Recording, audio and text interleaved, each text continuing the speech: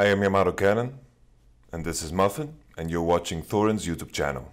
Right, this is going to be another episode of my series Reflections, and my guest for this one is going to be Alphari, who obviously currently plays for Team Liquid, but is probably better known for Origen last year, or if we go back a while, obviously the Misfits period, because people do like to bring up that time his team almost won a game. I just do that as a joke. It is kind of, listen, I know, like, bear in mind, you've actually done way better things in your career at this point in time. It is kind of whack that people sort of bring that up as though it was like an upset where you actually didn't win the series, you know, like, it's like you almost did something really cool, you know. I mean, it was pretty cool at the time, right? Sure, like, yeah. Like, it was like one of the first times like a Western team that did done good against a Korean team. But yeah, we did lose. So, you know, it wasn't exactly a victory. True. Okay, so one of the interesting things about your career actually is, I know people don't really do this narrative anymore, but actually the fact that you're from the UK and that you've actually had like pretty decent success in League of Legends is actually a big deal. There are not that many players who come from the UK. I mean, the funny thing is, back in the day, the only one was obviously Snoopy, which modern day fans aren't even going to remember. But actually, since then, there haven't been very many. There was you and Maxlore. There was the odd person who came up, you know, who's pretty good. Obviously, like the coach of Rogue. There's a few came through. But one of the interesting things for me is, even in the past when they were a UK player, like, I don't think the Snoopy example even counts. He was always at the top of like League of Legends from like the beginning of the scene starting. You actually, for real, though, came from like playing in ESL UK League, etc. Like tournaments, which if people don't know, I know it's not like they have great status now, mate, with the like ERLs and stuff. Like people still don't think the UK League's good, but back then, nobody basically had any respect for those leagues at all. Like people sort of like the UK was just considered like fucking the wasteland or something, mate. Like no one ever thought pro players were coming out of this. You basically had to be a challenger player or nothing. So like coming out of this space, were you actually someone where when you actually got good casually at League of Legends, did you actually think being pro was possible? Was it something you really thought could happen? Yeah, definitely. I remember, so I was just playing like casually, obviously for fun when I was like 13, 14, and when I got like 15 and I got like championship for the first time, or it might have been 14, I was like, well, damn, I mean, you know, why not? I'm already playing ranked 5s. I know the UK scene is, I mean, it sounds fun to just like go around and play in UK lands, so that's just where I started at. You know, I just wanted to start like playing competitively. It was something I enjoyed. And I figured, yeah, why not? Like, why not try to go pro? And I was just, you know, still at school, so it was definitely something I thought was possible. Yeah. People might expect, because I mean, I know in the last few years you've done more and more, but you weren't someone who did a lot of media early on. And in fact, if you ever came on shows, I remember I had you on like one of my shows with Kelsey a long time ago. You know, you were fairly quiet unless like people directly addressed you, etc. But what's interesting is when I was doing a bit of research for this interview and I went back, I looked at some of the other interviews you've done over your career. I actually found that even the first split you were actually in the European LCS, what is now the LEC, even in the first split, you said some comment in an interview, like a text interview, like at the end of the split, you would be like the best top laner or something, or one of the best or something. So you actually must have been, were you always a pretty confident guy? It sounds like you've always been pretty like assured in your skills. I don't remember ever saying that, like when I first came in, but it sounds like I could say something like that for sure. I remember thinking I was like pretty good in Challenger Series, thinking that I was like good enough for LCS and LEC, or LCS back then. So yeah, I thought I was actually like pretty good individually. Even when I first joined the split in like 2017 spring, I thought, like, I didn't think I was the best or anything. I thought there were like some really good top laners who were better than me, and I had like a lot of room to grow. Like I thought TheShy, Odawamne, like SOAS even, like sure. There were like a lot of good top laners back then that I thought were like pretty good, and I had to, you know, improve to play against them. But I was just like expecting myself to be able to like match them at least, you know. That was kind of my attitude, and I've always kind of thought that it's just like a matter of how hard I try, and then surely if I try hard enough, like then. I don't know if I like focus hard enough, if I think enough, then there's no reason that I can't be the best in my position. This is just like always kind of be my mindset, I think. So yeah, it makes sense that I would say something like that pretty early on, although I don't remember. I've been getting increasingly more cocky, to be fair, so maybe. Understandable, okay. I also saw as well, in one of these early interviews, you actually had said some comments which really kind of tell the era you came up in as a top laner, because you had a comment also where you said that basically, as a top laner, like the most important skill is you have to be able to play tanks, because if people think of this like end of Season 6, early Season 7, we had only sort of just come back to the light of like, you can play carries and stuff, and like, oh, I could first pick a Camille, like that's like blowing people's minds when these were a choice again, whereas yeah, there've been many years, obviously, where people people been playing the dog champions, have been playing the champions that aren't that fun. If you're the best top laner, maybe you get to win the game, but you don't get that much for yourself. And I saw in the same comment, this is what was telling. You said that even though you don't mind playing tanks, you'd rather play, and you literally named like Fiora and Gangplank. So people can already get a sense early in your career of what sort of top laner you want to be. What would you say about that? Because like I say, at the period when you became actually like a pro in what is essentially LEC, basically this was already where like being the best top laner isn't like I just get my champion all the time and style on everyone. Like I know people might do that now in like LPL or something, but like back then it really was a world where if you're the top laner, no matter how good you are sometimes just gonna have to play the tank. You're gonna have to play some boring stuff in the official games, right? Yeah, no, for sure. I mean, I actually remember.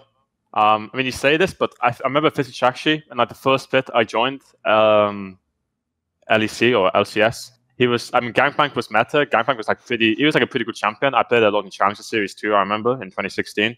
To like qualify for LCS with Renegades, or Misfits rather. They name changed, they like changed org. Yes. But yeah, I remember in 2017, like tanks were mostly meta, but there were like some carries still. There was like Gangplank, etc. You could still play. I think Rumble was pretty meta as well. I can't remember exactly, but there was still like some big like impact players like TheShy. I remember thinking this guy was so insane in 2017 spring.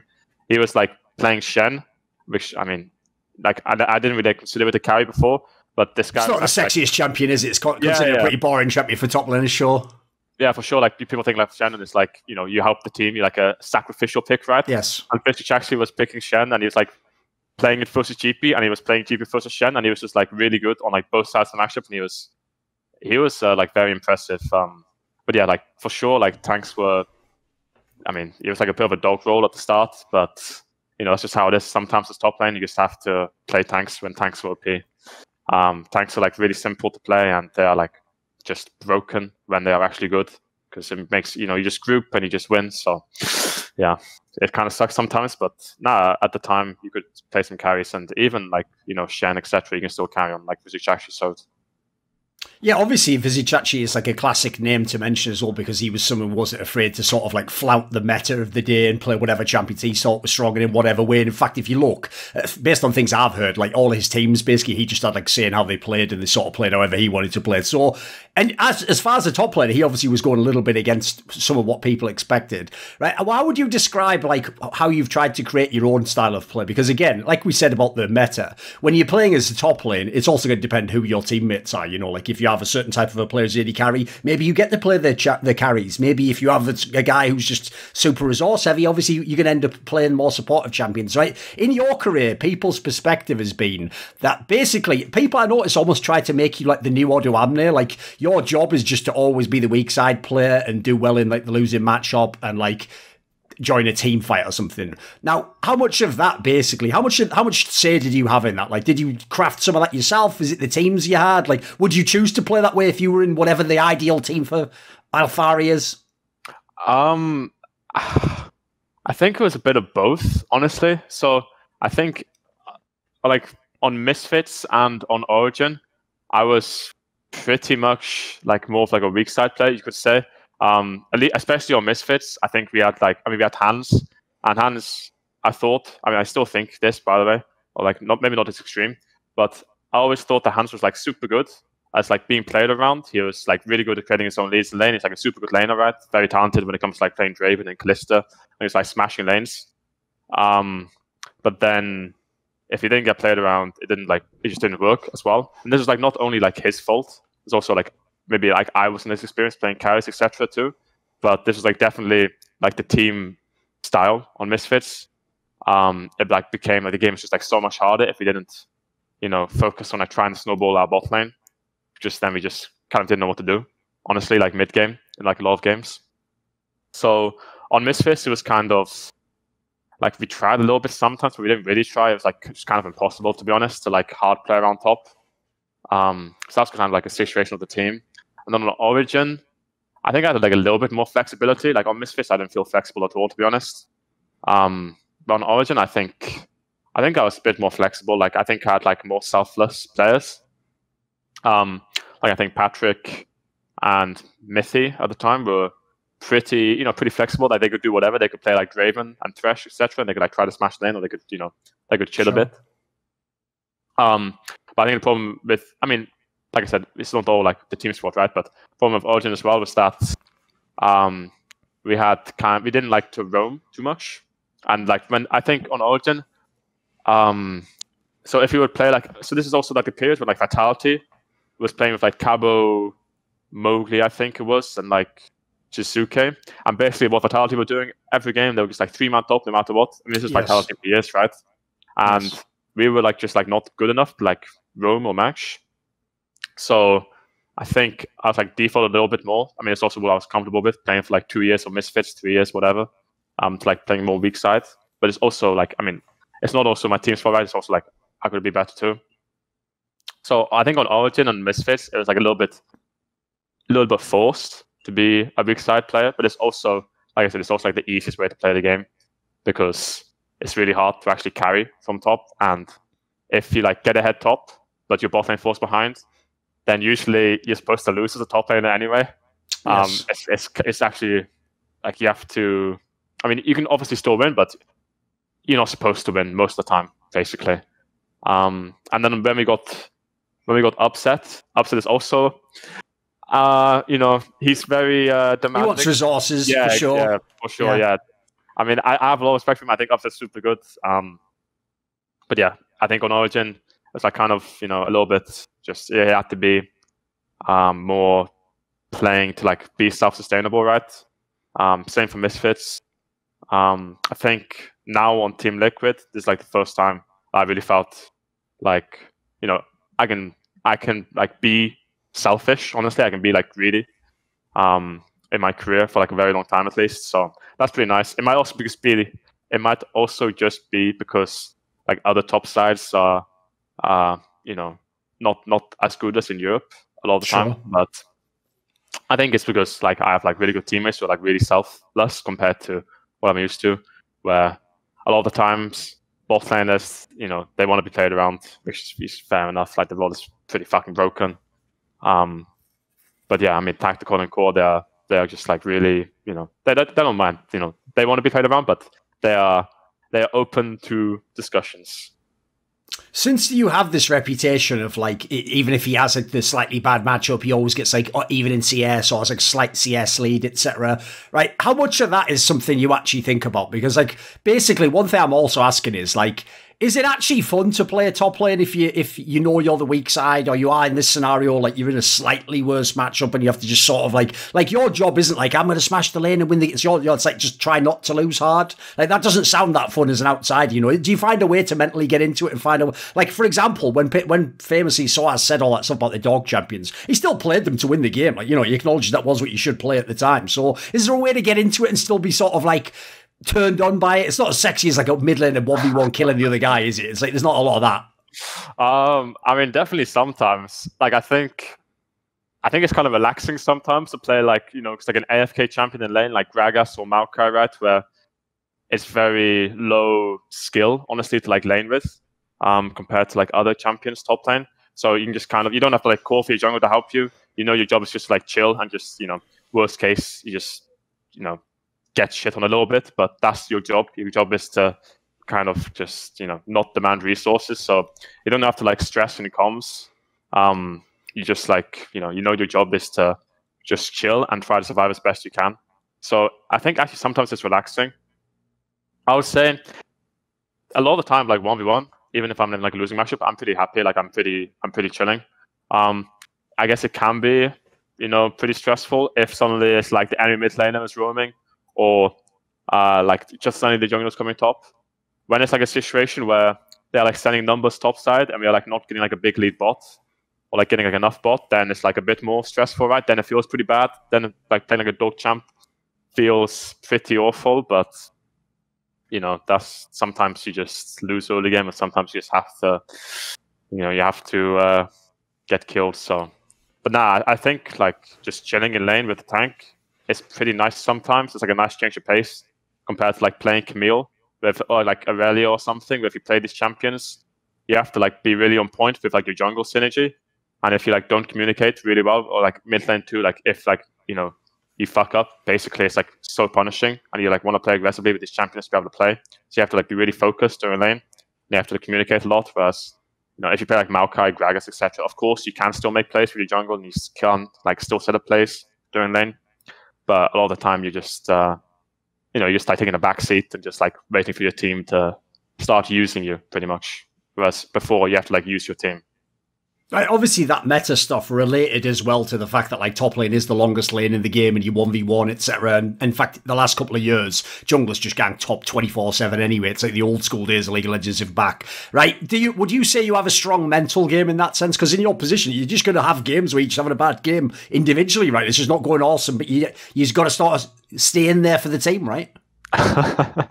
Yeah, I mean, I think nowadays I have a pretty good mental. I think compared to what I was like in 2017, 2018, I think I would tilt quite a bit when, I'll be getting ganked and I won't be getting any help. I'll be like, oh my God, okay, come on, like bot lane, please carry something like this, Nowadays, I think I've gone over a bit. I've matured. It's like my 5th year playing in the professional league, so I kind of know how it goes. And I also know that I have like the perspective that like each individual game doesn't matter. Like, mistakes happen, losing happens. It doesn't matter too much. It's like about the big picture and staying in the game.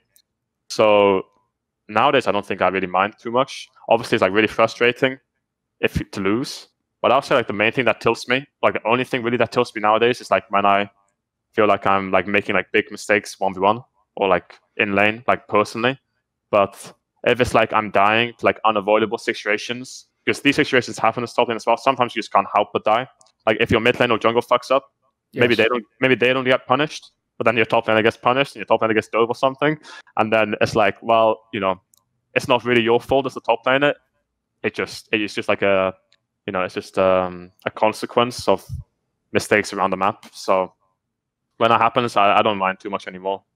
But for sure, like it can be like a mental burden at times. Like you see like TheShy just entering like crazy sometimes. That's just how top lane goes. But yeah, it's just how the role goes, honestly. You just have to end sometimes, and you just have to be able to stay in it.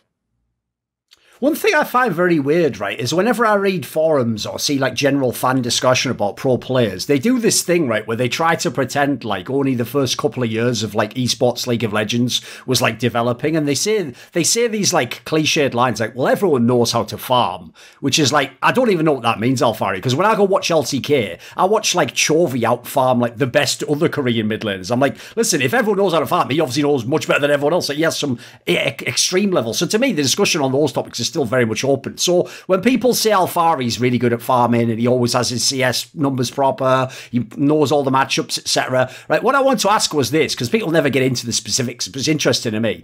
There's two obvious ways to me that you could describe someone as being good at farming, right? Either they're good on a specific champion, which means like the gimmick aspect, like they know like, oh, well, on this level up, you can attack the guy, or this one you have to, they kind of know like the way a matchup plays out. Or the other one to me, probably the more important one, is if they have a really good understanding of how to manipulate the waves. Because I always think this is why it doesn't add up to me, mate. It's super famous in interviews that you'll hear players saying, then, I needed the jungler come fix my wave. Like, does a fan not stop and think, what does he mean fix his wave? Everyone just hits the minion. Like, they don't get it. Like, top lane especially, I notice that whenever I talk to pro players, it sounds like it's the trickiest to understand this aspect of the game. So give me some thoughts on it. It's like, was this always a strength of yours? Where do you think your strengths lie in this regard? Because it's not as simple as it might appear, right? Like, even what you were saying before about how just another lane getting fucked up basically then impacts your lane, even if you were just fine before that. So give me some thoughts. So I mean, I do think that jungle has like the most, like, it has like a huge impact on top lane, and it can like wave state is like really important top, probably more so than bot lane, although like both are like long lanes. But bot lane, like worst case, your wave is fucked, you can just like recall and swap top lane, and then your top lane gets fucked instead. That's probably yes, there's another one as well. You can't really bail yourself out as a top lane if you're like in a shitty situation. You kind of really like accept it and just like try to leash XP somehow, or you like beg for your jungle to come and like counter gank. And if your jungle doesn't want to counter gank, then you're just like, well, I mean, I guess I'm not farming, or I'm just gonna die to ganks. So that's like definitely more punishing top lane. You have to like I said, when you play like aggressive champions, you have to be really on point with your jungle to basically like not let the enemy jungle fuck you. I think that's like a bit of a strength of mine, but I think that like a lot of when people like talk about like me being like good at farming or like laning, I think that's like not entirely about like how I manage my waves. I mean, I do think I manage my waves like good, but I think it's because honestly, like a lot of other top laners they just miss CS. They don't play like as aggressively as they should, or they don't play as passively as they should. I don't know what it is. Maybe they don't. I mean, maybe they're just not, I don't know, as good. Which sounds kind of weird because, as professionals, you kind of expect it to be like not like huge gaps individually, right? Sure. But yeah, I think that a lot of it's just like during like regular season, especially, it's like pretty noticeable that like some top laners just like don't understand the matchups they're playing on stage. Or I think a lot of it as well is that other top laners, at least in NA and like sometimes in Europe, they don't play with like a lot of confidence when they lane. It's like noticeable that they play like pretty scared, or like maybe scared is the wrong word, but like passive. Like they're like playing the lane to just like to try and survive, even if they're like a winning matchup. And like like a classic example of this was like a Rome last year. Actually, I mean, I don't want to flame him because I think he improved. I think he was not good, but I don't think he was like absolutely terrible. But basically, whenever I played against him, I knew that like whatever matchup I was playing, I would be like really fine 1v1, because every time I played against him on stage, he would just like either self counter pick himself, or he would just like, even if he had a counter pick, he would just not push and not try to like harass me. He would just like chill. And I mean, that just happens a lot during regular season with a lot of other top laners too. It's not as extreme as that, where they don't try, but maybe they're just like not as good, or they don't like know the limits as much. Obviously, like I've been around for a long time. Like a lot of top end matchups often like get cycled. So like this year, like Gnar, Gangplank, or Meta again, right? And these are champions I've been playing since like 2016 professionally in Challenger Series. These were champions I was playing, in Challenger Series. So I still know like a lot of, I still have a lot of the knowledge, right? It's not like I'm learning Gnar for the first time, like some of these new top laners might be, like, I don't know, in LCS, like Revenge or Niles. I don't know how long they've been playing for, right? But like fairly new names, I think. So these guys maybe don't know the champs as well, for example. Just, an example. But yeah, wave state is still really important, but I think a lot of the, like, I guess, lane difference is just more individual than, like, particularly, like, communicating wave states with jungle. But yeah, it's really important too in a lot of matchups. I know whenever I talk, like obviously, and as well, to people like LS who are watching and can actually talk to the Korean players and get a sense of what they're trying to do. I always get a sense that that's another area where like fans might not understand that the Koreans are like on another level. It sounds like the best Korean players, top laners included, nearly all understand properly how to manipulate the waves, and basically as a result, like, it can look to a casual like, oh, he's slightly behind in the game. So actually, he's setting himself up for like a fantastic scenario in like 5 minutes or something. You just don't know what he's doing and what his jungler's doing on the map. Is this accurate? Do people overrate like the Koreans' understanding of the game? Did you get a sense that they did have like a specialist understanding when you've played them in boot camps and whatnot and matches? I mean, it's been quite a while since I played the Korean team, honestly. And last time I was in Korea for solo queue, it was like 2018 as well. Fair enough, okay. I haven't had like too much experience recently. I remember at the Worlds, when I was there like in 2017, this is like a long time ago, but I wasn't like overly impressed with like the top jungle synergy. I mean, I thought they were all like really individually good. And I was like really happy to play against like all the international competition and see how good they were. But I think there's like anything crazy like in terms of synergy. I would say that I watched a fair bit of Korea and LPL nowadays still, and I have for the past few years. I mean, I watch it over like NA or Europe, obviously. And I think that like Damwon is like the prime example nowadays where they are like really good at playing around the jungle with like all the lanes. It's not just top lane included. But I don't see like that too much with other teams, to be honest, in Korea.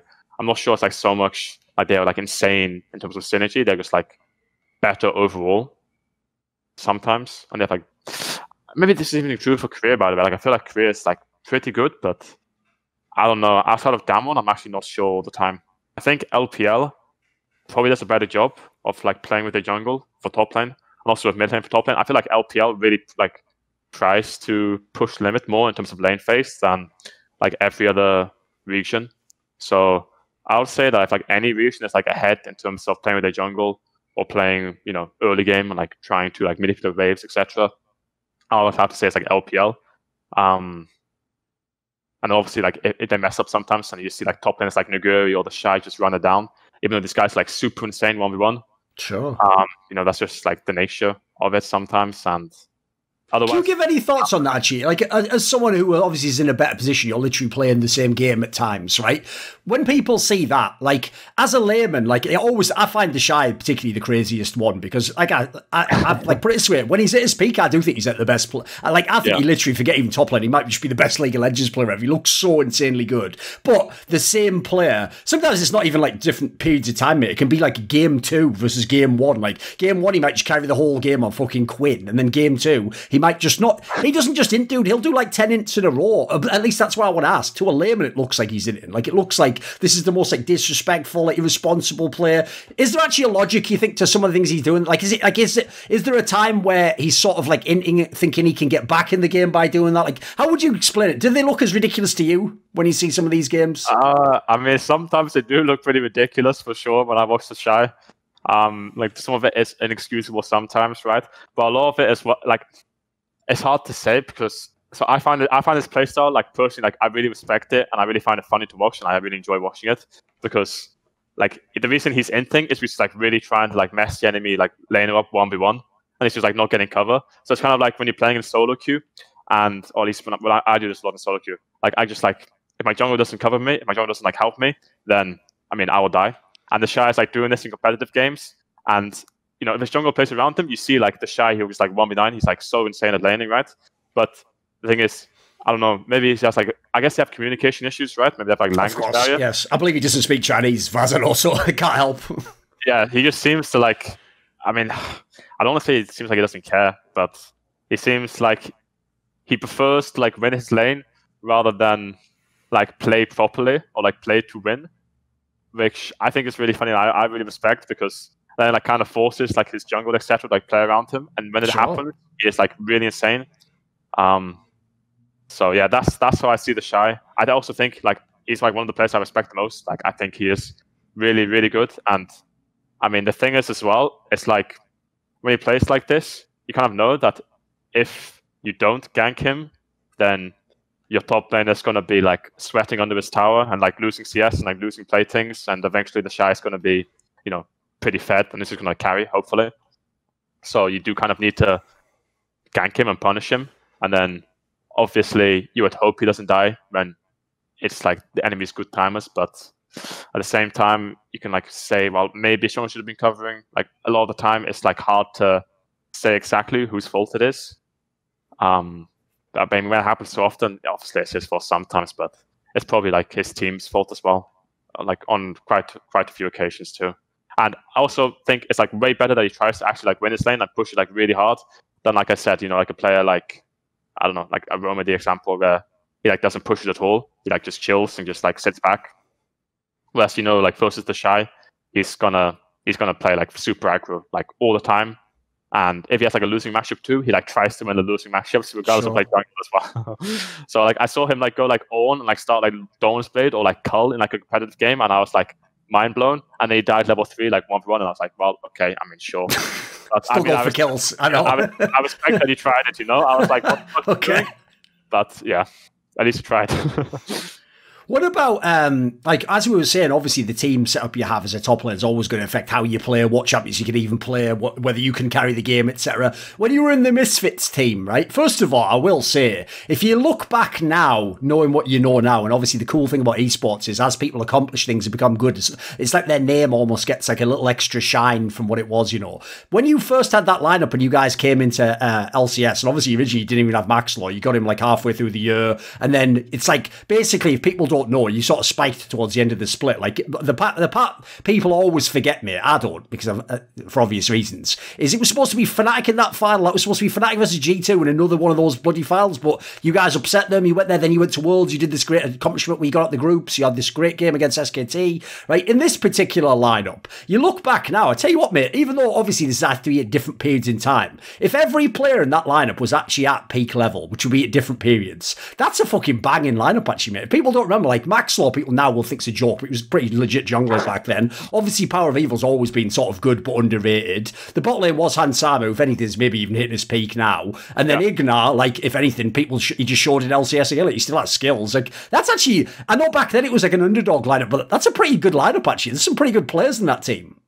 Yeah, no, I mean, in hindsight, the lineup is pretty insane. I mean, I obviously had a lot of faith in the roster going into the year, but for sure we were like underdogs, and the whole goal was for us to like reach worlds. Realistically, like we knew it was like our first year, and like me and Hans were rookies, and yeah, I mean we wanted to be like knew we could be good, and we like all had confidence, but I think we like surpassed like a little bit like how good we did at worlds. I mean, we still lost in quarters. Like that was pretty sad, but I honestly thought we were going to get 3-0'd by SKT. So right, it could have gone a lot worse. Sure. And also going into the summer playoffs, we made playoffs, but we didn't have like a good record. I think we were like, I don't know, like 5. I don't think you were even vaguely one of the best teams. I think you were like like a bottom playoff team or something.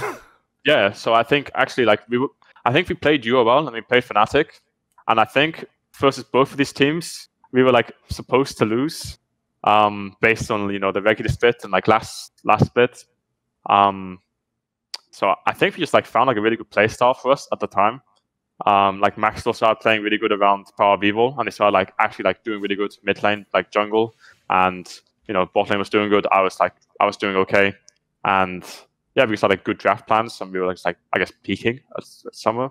But yeah, in hindsight, we had really insane players. I mean, obviously, I thought they were like all really good at the time too. I still think Maxlore is like he's. I mean, actually, I have no idea how he is right now, but I would have said like in the past like 1 or 2 years, he's like a little bit underrated still. But nowadays, I actually don't know how good he is. Let me ask about him then, because obviously he's a player as well. We're actually, like at the opening of the interview, you actually played with him even before this team, way back in the day in the UK with some of those lineups, right? Yeah. He's someone you must know better than some of the others. So, like, when I did an interview with him, I think it was last year or something about this period, he basically straight up just said that, like, in this era of the Misfits team, he was trying super hard and all this, but basically he says that season that, like, killed his career, the one where they had, like, the super team that went bad with Soaz and Febin, he basically just straight up said, like, he wasn't playing the game as much then, he was trying to, like, have, like, a better work-life balance or something, So unfortunately, like, it does seem like he's not going to be a top pro again, and people they've written his career off. But what was he actually like at his peak? What was he good at? Like, did you have some sort of special relationship with him or some good synergy with him in the game? Yeah, I mean, so actually, so the thing about Maxlore was that he was like one of the first players I started playing with it on like a kind of like competitive basis. I remember I was like on some like random UK teams, just like playing like kind of rubbish UK lands and doing okay in them.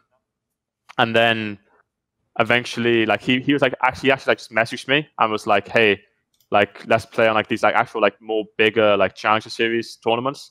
And before then, I like worked with like coaches, but these coaches at the time, when I'm like 15, working or like not working but playing in Challenger Series, or not even Challenger Series, like UK lands, these coaches were not like real coaches. They weren't like teaching anything actual. Sure.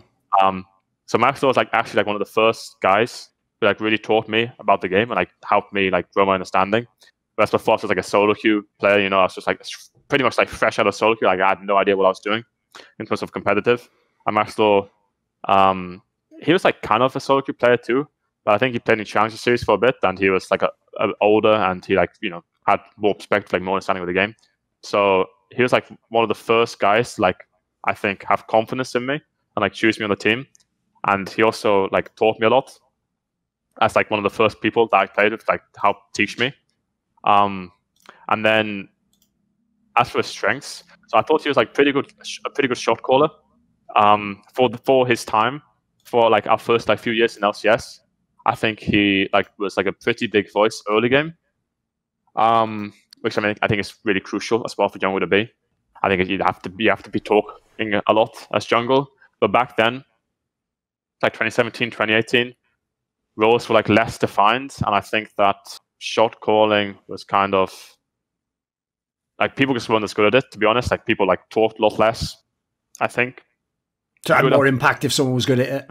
Yeah. So like Max like actually like talking and like like being able to like track the enemy jungle and like helping like our lanes early game was like a really like that was like the main thing he brought to the team.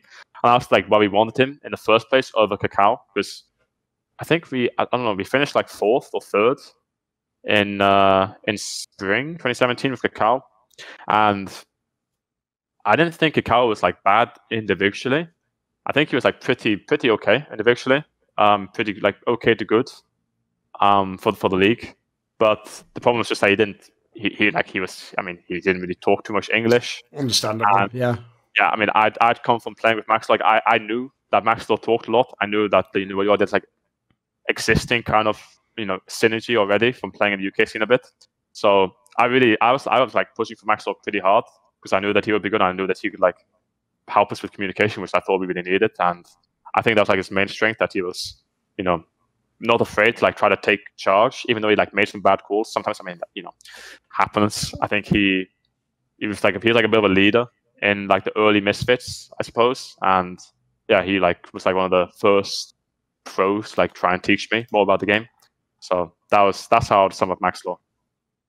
Right, obviously, the way the year ended, like you said, you had, if anything, an overperformance. Like, just making Worlds is a pretty good accomplishment in your first year, but you guys were out of the groups. You had this game where you almost beat SKT. Then when you come to the next year, it is a bit of an underwhelming year because people still have all this hype. And even though at the time, again, this is another one of those ones where, like, the name value doesn't count anymore. Like, if you say now, like, Senkuk's replaced Power of Evil, everyone's going to go, oh, no, obviously it was bad. It's like, actually, back then, they were both just considered pretty good players. Like, they were around the same level. And in fact, actually, this is the year where I know people actually think Senkuk's got a little bit hard done by. Like, people said he was bad because the team wasn't as good in terms of results. But like, one thing I will say that is always forgotten is you guys did beat G2, the one with like Yankos and fucking Wunder and them in the playoffs. Like, it's not like nothing happened in season 8, but it was overall like a bust. Like, you didn't get to go to the big finals, you didn't get to go to Worlds again. How do you look at that year? Like, everyone wants to believe, like, the narrative version of the game where it's like, every year it's going to get better. And, if we made top 8 at Worlds this year, the next year, for sure we're going to the semis. Everyone wants to believe that in the team. But, like, how do you deal with a year like this where it's like, at the end of it, you were all right, but, it didn't go to the same heights? What was season 8 like? I mean, season 8 was a really tough year at the time.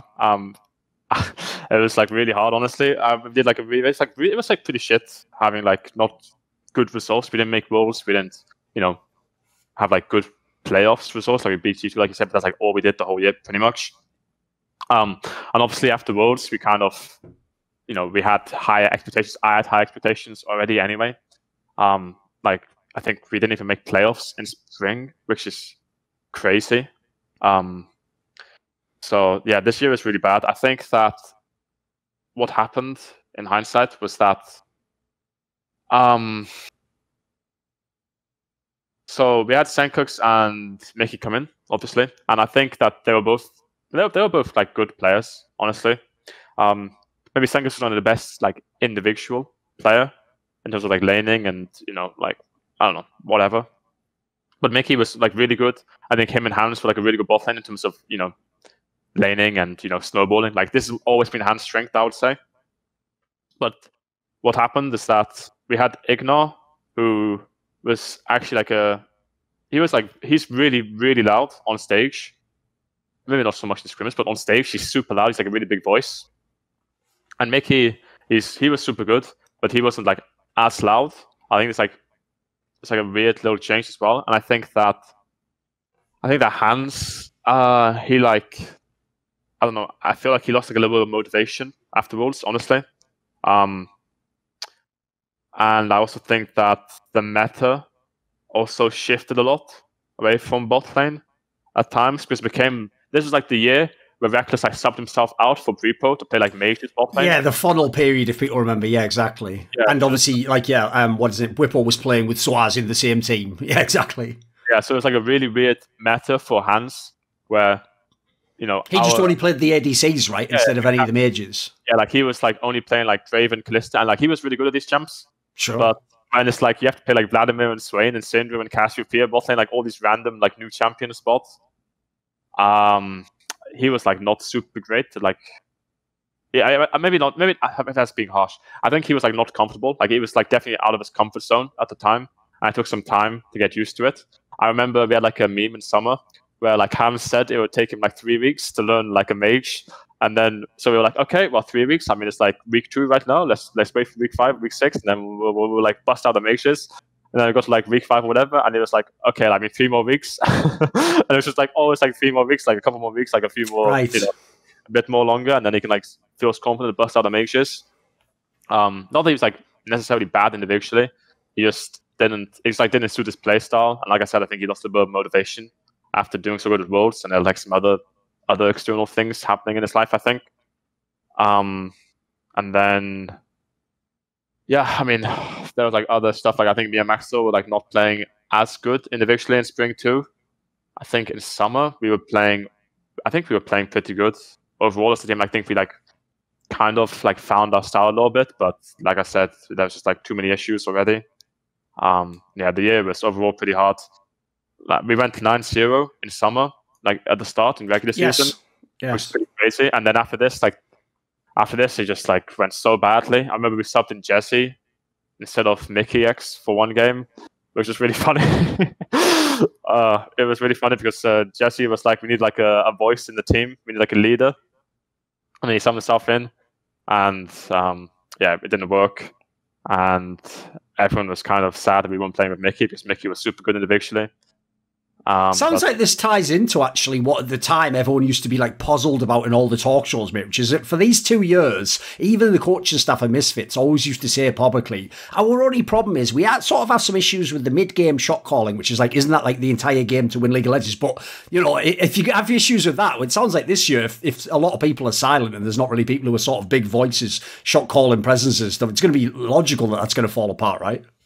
Yeah, for sure. I mean, it's also, like I said, the meta with Hans. So, like I said, I always think Hans is super good early game, and I think he's really good when he plays his champions.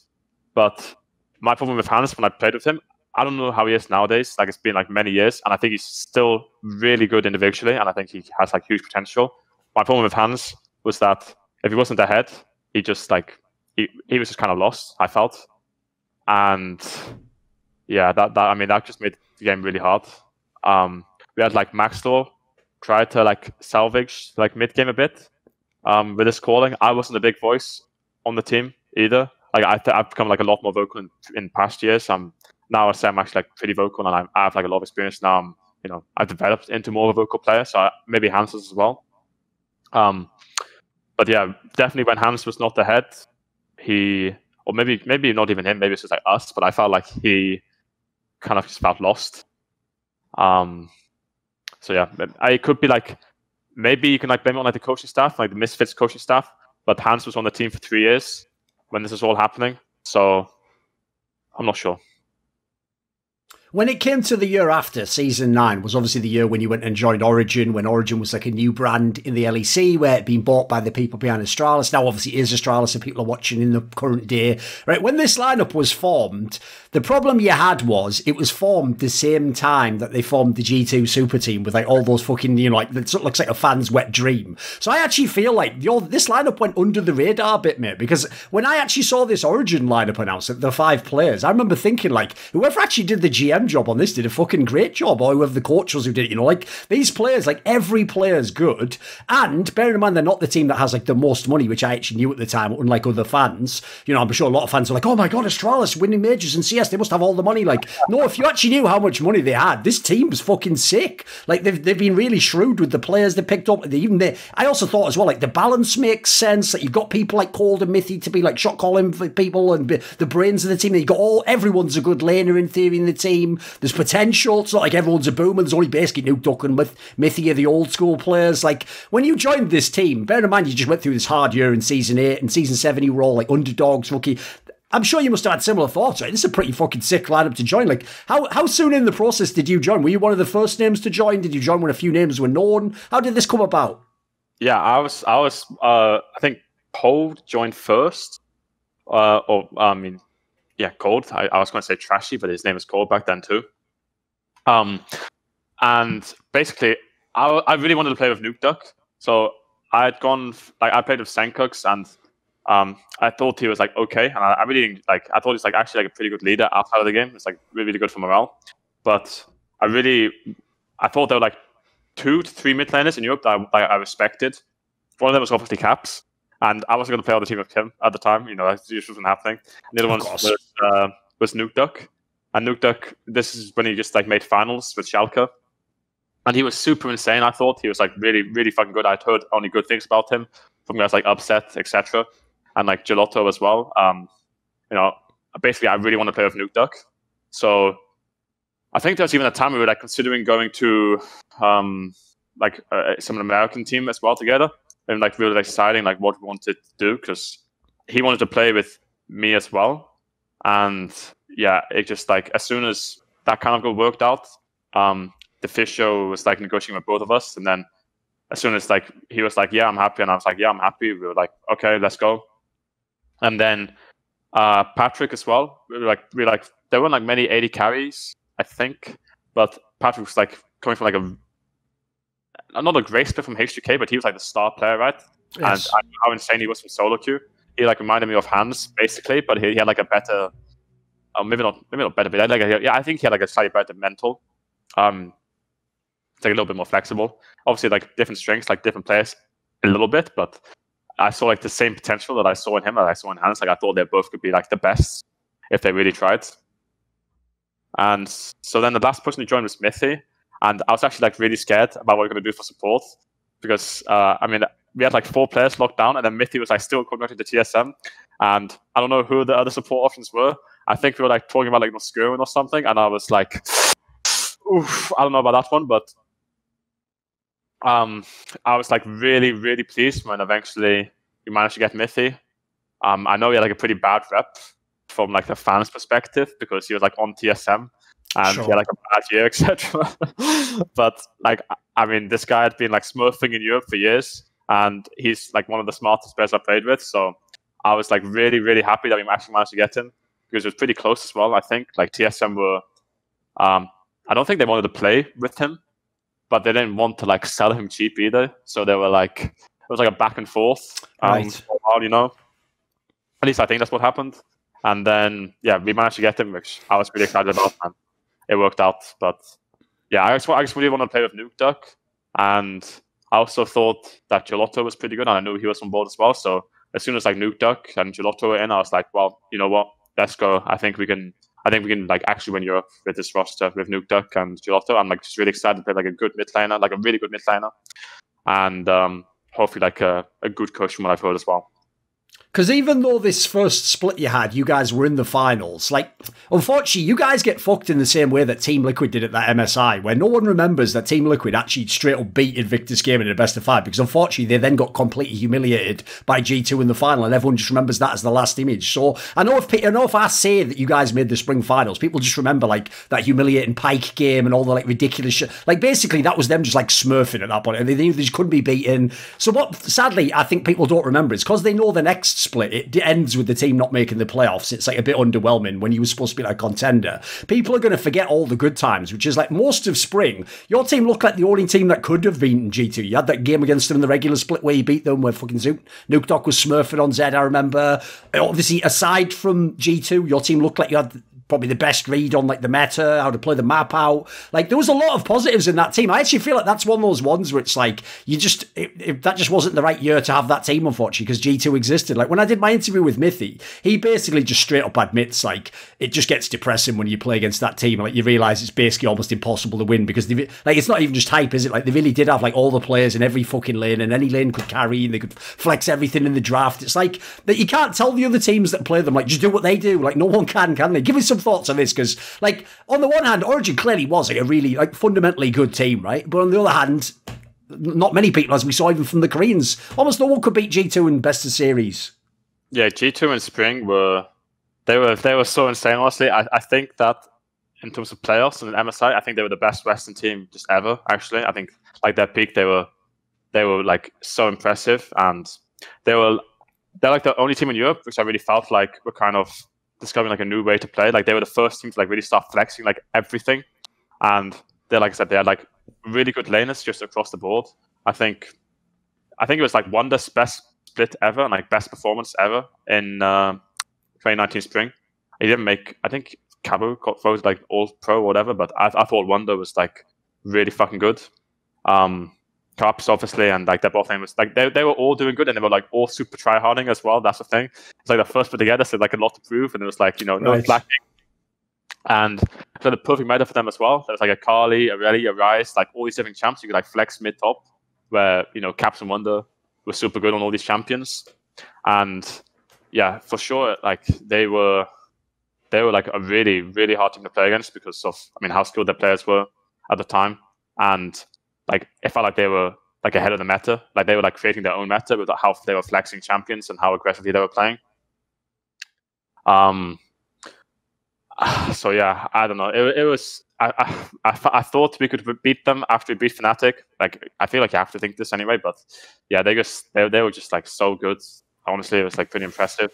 And in hindsight as well, like I mean, I've lost a lot in my career, but this was like the main loss in the finals where I was like, damn, you know, Wunder is like really fucking good. You know, there's like the one time actually that like stands out to me where I was like, actually the enemy top laner, you know, he's impressive.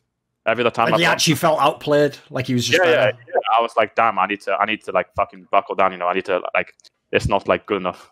You know, like this guy's really good, and I'm good, but I need to get better. Whereas every other time it's been like, well, you know, it's a team game. Pretty much that's like kind of how I've been feeling. Like even if I would like underperform a little bit in victory, like, you know, maybe like misplays. This is like the first time where I was like, I don't know, I wasn't like happy with my performance compared to the enemy top laner. And that's why I have so much respect for Wunder, actually, primarily because of that. And I think it's really good for other reasons too, but like no other top laner has like made me like think like that before and like ever after a series. So it like motivated me a lot to, you know, push myself a bit more and like try to get better and like try to be more flexible, etc. And like try to be better playing my jungle, because what they did really good as well was they were like so fucking good playing like their top side, like mid top jungle. Like it just felt really hard to play against, honestly. Like even if Wunder was like not like, even if it's like misplaying trades, like not playing the match super good, it was like it just wouldn't matter. Like Jankos and Caps would be there and they was like too good, and it just felt impossible, to be honest. Obviously, the meme with Wunder is like the whole shit that like, oh, he picks these champions for the first time. Like, yeah, he's only played this once in solo queue. Like, it's pretty cool as like a mystique, because if you are already on the best team and people think all that stuff, it's going to make you seem more intimidating in their minds, right? And also, he also was one of those players where, like, even if they're behind, unlike the example of the Aroma Shy spectrum we gave earlier, he's definitely more on the shy end of that. Like, he'll always find a way to be useful in the game, even if he's down a few kills in lane, you know. Like, how much of like the stories around him do you think are real? Like, do you really believe he is like first time as some of these champions in an actual like LCS game or whatever? Or is it some of that like he has a secret smurf and we just don't know it? Like, do you buy that? Because you seem to me more like the kind of guy where you're just playing the champions you've actually like prepared for, you know, the match. Like, you seem a bit more prepared in that sense. Yeah, I think Wunder, I think he has like a lot of freedom to explore and like just like kind of not troll, but play like wacky shit during regular season. And I definitely like believe the stories. I don't think he like spams solo queue. I think he has like so much confidence as well when he plays. Like he doesn't like, he just picks the champion. And I do think that a lot of the time he's like picked kind of troll champions as well, like champions that shouldn't work, but then his team is just like so insane anyway. And he's also like still like really good in victory, that even if he picks like a bad champion, he just wins regardless. And then it's like super tilting to play against and like lose like a bad champion, like a champion you think is bad. And then we see it happen consistently, like start doubting yourself as well. So it was pretty interesting, like seeing Wunder like rip out some weird stuff. But I believe all the stories that he doesn't like, you know, he doesn't practice all the picks he plays necessarily. And then, I mean, also, yeah, when he wins with it anyway, then it's just like, well, damn, that's pretty tilting, honestly. But yeah, I think it's pretty respectful. But I don't think he does it that much in playoffs. Like, it's just like, you know, regular season, he just like close around a little bit. He like wants to experiment, and he's not afraid to do so on stage. I think it's just the culture of G2 and his confidence, and obviously like knowing that his team is like the best. That even if he like throws around, you know, it's regular season, doesn't even matter if they lose a little bit. Like regular season games, they just actually don't really matter compared to playoffs at all. So yeah, he just throws a little bit, but a lot of the time it works out. So, oh well. Obviously, like I said, since G2 existed this year, like nobody was going to win except G2, unfortunately. Like it makes sense, the results the way they went. But on that Origin team, another thing about that squad was because of the mixture of players you had, and then also like experience level of some of the more intelligent players, it also seemed like a team that actually had the ability to play the map pretty much any way you wanted to. Like obviously people know, I know now again he's another player that sadly by the time this interview comes out, people don't respect him as much. But this was back when Nuke was still really good. Like this is back where if he gets the right champion that's slightly ahead and he side lanes, like he's going to win the game. Like the guy knows what he's doing. So like in this particular time period, playing with players like Mithy, like Nuke, it must be very fun when you're hitting your individual peak as well, right? You've got players that can enable you to win the game now. Yeah, I mean for sure. Like I said, I really want to play with Nuke because I thought that he was like the only mid laner who could like max short challenge caps. Like I could see like other mid laners like maybe like surviving, right? Like I think Nemesis is like kind of guy who could survive. Or like for Vivian, I thought Vivian was like actually pretty good at the time as well. But I thought that Nuke was like the only guy who could like that. I had the faith in him to like be able to like play against caps and carry games on his own against caps, etc. So that was pretty nice, yeah. And then, I mean, it was also like I went from Maxlore. I learned a lot from Maxlore, and I learned a lot from Mithy as well. Mithy was. He was not like the coach of the team. Like I think Gelotto was also like really beneficial for me as well, and like a really like a nice breath of fresh air compared to having like the same coaching staff kind of for Misfits for the past 3 years, which I think they were like useful when I was like more of a rookie and like less experienced. But eventually, like their use started to, I guess, like dwindle a little bit. I think. Yeah, okay. But having like a new like coaching perspective from Gelotto and having Mithy like also just being like super fucking smart and like helping teach me and Patrick as well was really beneficial. And then obviously like having Nuke, this was like I had so much confidence in him. I think he played pretty good like most of the year. Obviously like I think he has like some play style limits, but he's not like a perfect player by any means. But again, I think he. Like the only mid laner, at least in spring, that could like really challenge caps. When you say that, like you learn a lot from someone like Mithy, for example, like without giving away like trade secrets, just give us like a very simple example. Is that like something about like the way the map plays out, or when you should join with the team, or something? What sort of the concepts would he be able to introduce a less experienced player to? It's kind of hard to remember exactly. I just know that he like led so many reviews. I mean, that sounds kind of. I mean, yeah, he led like maybe like I mean him like Gelotto was like leading, but he was like it would be like Mithy talking a lot, in some of them, and he would be like teaching a lot of concepts about like tempo, so like basing together just like things that in hindsight seem a bit more obvious now, and like it's like hard to remember exactly, but he like taught us a lot. I think as well. I'm not sure whose idea it was, but like the sound lane swap that I lost to for C9 like very recently. I mean, I remember we practiced it like this exact same strategy on Origen, and I'm not sure it might have been even his idea back then. It might have been Gelotto's as well. But is that what you thought of when they did it in that game? Because obviously he's coaching the other team. Did you think of that when you saw that lane swap happen? Did it connect in your brain? No. So when it happened, I was just like, oh shit, I'm dead, and then lane swapping. It's like, the game's gonna be pretty hard. It's actually kind of funny because, as well, I was like, we didn't expect it at all. To be honest, I didn't think about it at all. But like 3 or 2 weeks prior to playing C9 in the finals, I was like talking like a little bit, just like briefly to Jat and Cold, being like, hey, sounds meta. Maybe we should like practice like a cheese lane swap strategy ourselves because lane swap is actually like a legitimate strategy. That's like a cheese thing you can do. And I think like cheese strategies and best of fives is so OP. If you like, sure. Any team doesn't expect it, and you like just whip it out. Like we didn't expect it at all. So then you just like naturally ahead like 2k gold from the early game, something like this, just from having a strategy. Sure.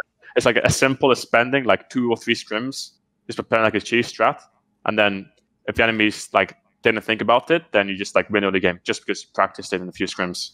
So it's kind of funny that I somewhat thought about it this bit, but we didn't push it hard enough, I think. And yeah, we didn't think about it at all on the stage. But it's just like simple stuff like this I mean, I say simple now, but yeah, Mithy was just he was just like super vocal. You know, he was like always leading reviews, or not always, but like very often leading reviews, and just like helping me and Patrick learn more about tempo and like just how to play his, I guess, like version of the game, which was very much just play for tempo, just always play for tempo. Like, don't be greedy. Just, you know, play standard pretty much. By the way, when you at the end of that year, like I said, everyone knows in the summer split you guys didn't make the playoffs, and then basically like it just slowly the team was pulled apart, and you made the new team for the next year, right? So obviously it's not that dramatic. Like since you didn't make playoffs, you knew immediately you're not going to Worlds. That's all blah blah blah, etc. Right? When you look at this period of time, like to have a team like that and not make Worlds, that must be brutal. Like, I mean, think about it, you're in the finals in spring. All your teammates, in theory, on paper, look good. That must be a rough one to not make Worlds.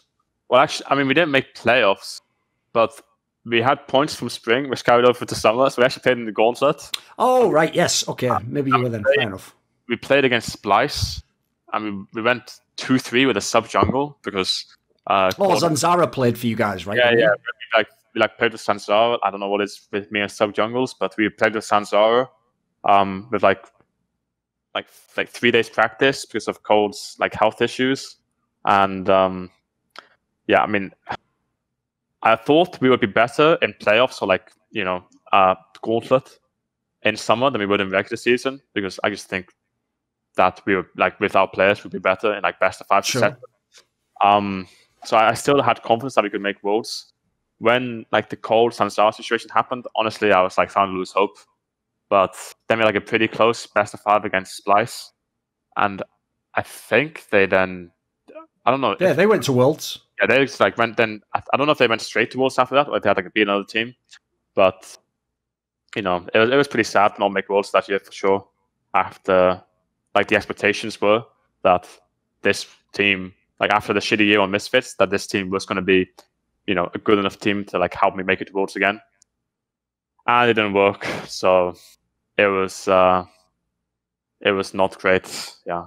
This video was kindly supported by Eddie, Lager15, Pronogo, Shenlong, Zachary Carter, Alexander Rao, Andreas Crockneys, Animosity, Dean Tanglis, Eric Hillestad, Hades, J-Dubs, Jensen Gore, Kovacevic, Tobias Bernasconi, Zumba, Zyrathenia, and as always, special thanks to my dude, Jerky's Minion. Do you want to suggest a topic or a guest? Would you like to ask a question in one of those monthly AMA videos I do? Do you want teasers on who the upcoming guests are? Or maybe you want to take part in a discussion about esports with moi? Well, put your money where your mouth is. Join the Skrilluminati today via the Patreon link in the description box below.